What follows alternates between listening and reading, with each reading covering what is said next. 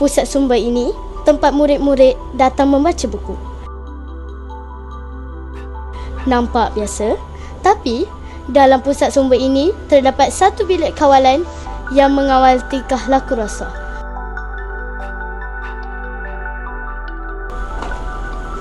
Saya Dia, Ketua Pengawas Sekolah. Saya Syifa, Ketua Pengawas Perpustakaan Sekolah. Saya Akilah, Penolong Ketua Pengawas Sekolah. Kami Wira Anti Rasuah.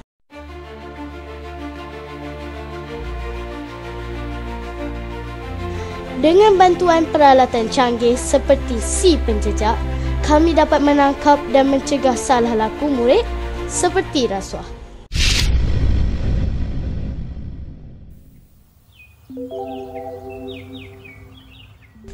Nanti masa kuis, aku nak aku pelakon menang. Cikgu janji nak bagi hadiah istimewa tau. Okey, macam ni lah. Kalau kau salah jawab, masa soalan akhir nanti, aku bagi kau hadiah. Aku baru beli kasih semalam. betul ke? Betul, tapi kau kena tolong aku. Jangan bagi aku pelakon menang pula. Kita buat-buat macam tak sengaja. Baiklah, tapi janji tau. Macam ada yang tak kena je dengan dia orang ni. Alah, senang je ni. Kumpulan kita mesti menang.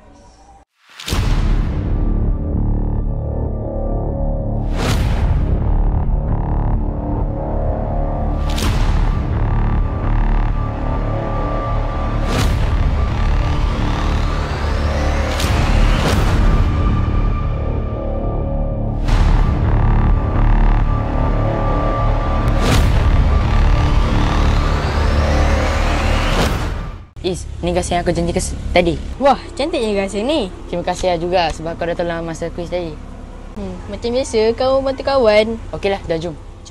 Macam biasa. Maknanya, sebelum ni, diorang dah pernah buat kan? Betul tu Syifa. Tak apa, biar aku dengan Akilah yang settlekan benda ni. Okey, boleh. Jom. Kejap. Aktifkan si penjejak. Sedia? Sedia.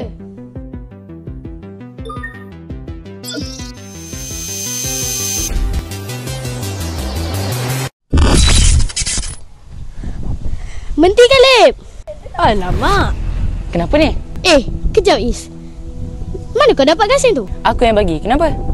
Kau sengaja salah jawab sebab nak dapat hadiah gasing tu. Itu bukan jujur namanya. Ini dah dikira rasuah tau. Kau tahu ke tak? Rasuah tu apa? Rasuah tu maksudnya bila seseorang bagi duit, hadiah atau sesuatu supaya dapat kelebihan. Ataupun suruh orang lain buat perkara yang salah. Contohnya macam bagi hadiah supaya sengaja kalah dalam pertandingan. Itu rasuah. Disebabkan korang berdua dah selalu buat benda macam ni, kita orang terpaksa laporkan kepada besar. Ikut kami sekarang.